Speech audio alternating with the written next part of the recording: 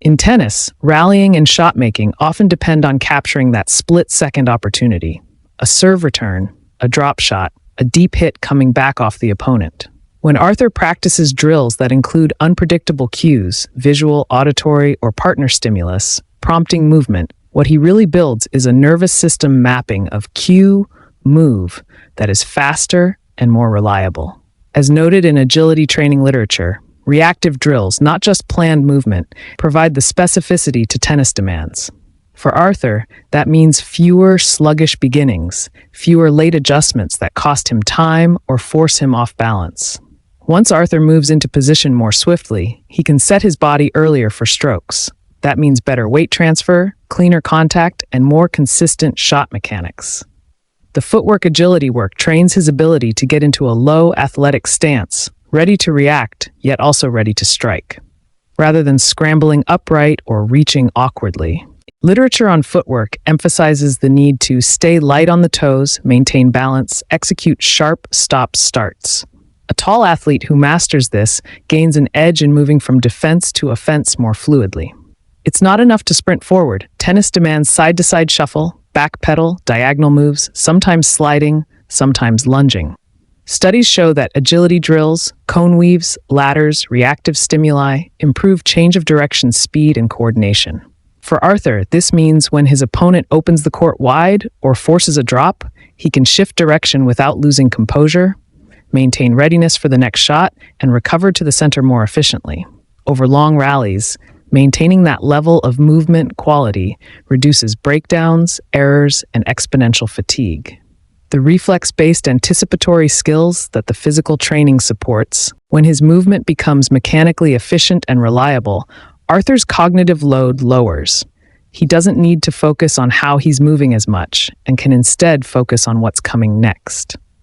Good footwork supports better anticipation of the opponent's shot selection and allows the body-mind to treat the first movement as nearly automatic. As a tennis-specific footwork study put it, once reaction capability improves, then anticipation improves, because the player can free up cognitive bandwidth. Thus, Arthur is better poised not only to reach more balls, but to reach them in a state where he can strike aggressively rather than merely retrieve. The energy efficiency and recovery factor. Every unnecessary step, every delayed adjustment, every moment of off-balance costs energy and increases cumulative fatigue. By practicing and ingraining the footwork patterns, the reflex agility sequence becomes smooth and efficient. That means in a 3-set match or 5-set grind, Arthur retains more punch in his serve, sharper ground strokes, and better positioning even when tired. Research into neuromuscular training for players showed improvements in speed, agility, dynamic balance, and core endurance after structured programs.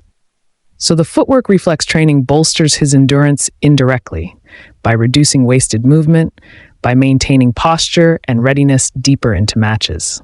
The transition use in attack and defense. Because Arthur is aggressive, he often looks to finish points or step in behind his serve, but he also needs to handle rapid defense, sudden drops, low balls, and skidding slices. Footwork response training helps him shift mindset from "I will stay back" to "I will move in or recover in" with confidence. That means when he does commit to stepping up, he does so from a stable base. When forced to recover, he does so without excessive delay. The agility works under stimulus trains that require duality: push forward or reset and defend quickly. Many agility training sources emphasize that drills should mimic the unpredictable demands of match play, reactive cues, small distances, short bursts, rather than just long runs.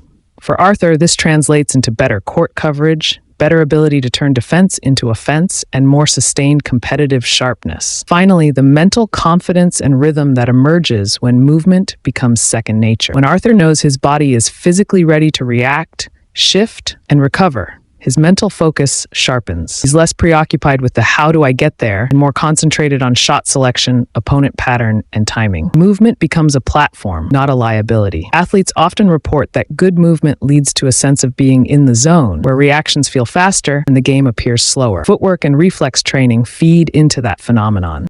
Stable hips, responsive ankles, and coordinated shoulders allow him to transfer power more fluidly. He's not relying on just the arm or the legs alone, but the kinetic chain as a whole, functioning smoothly. That means the big serve he has can be delivered with more consistency and less mechanical breakdown. It also means when he's stretched wide or forced into awkward positions, his body is more prepared to absorb the stress, realign, and still deliver a quality shot. For a tall player like Arthur, this is critical because long levers offer power potential, but they also require more control and structural preparedness. His body-wide training helps turn that potential into a reliable weapon rather than a liability. Beyond shot production, the full-body preparation shows up in his court coverage and endurance.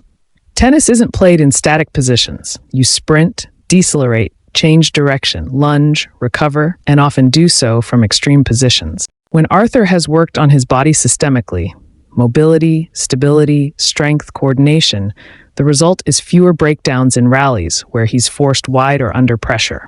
He resets quicker, his recovery between shots is more efficient, and he's less likely to get caught off balance or overextended.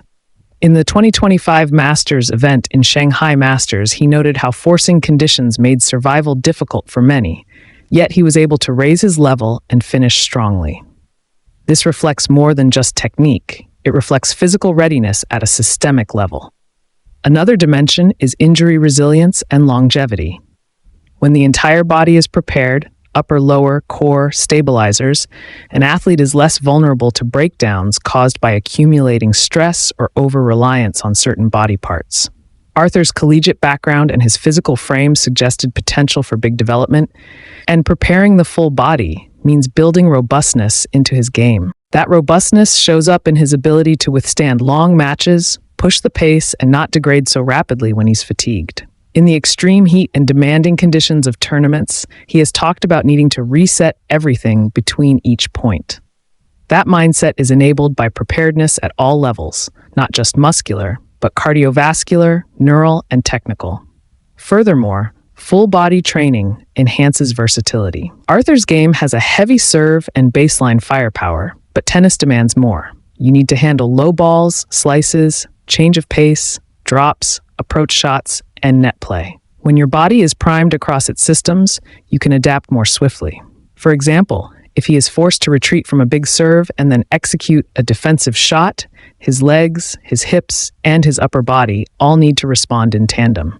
The preparation ensures that when his opponent deploys variety, he's not caught off guard physically and can still respond with intent rather than just scramble. Watching his cover of the court, the positional adjustment, and the recovery, you can infer that his conditioning is not one-dimensional, but multidimensional.